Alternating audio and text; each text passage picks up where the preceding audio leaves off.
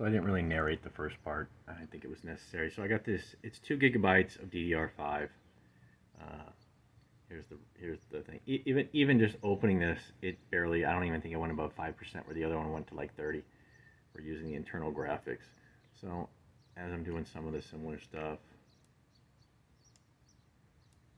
just moving around. It did jump to almost 50, but it immediately came back down to 0.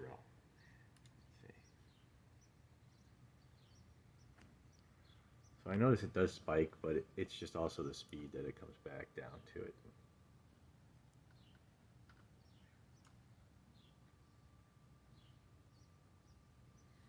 So, and I even noticed, if you noticed in the first video, I even had a hard time clicking on this, on even any of these, just to make it, and it would refresh these as slowly as it would do them. Instead of this one, it just does them all at the same time. And I don't know. So 1 gigabyte of internal graphics. Everybody has an idea.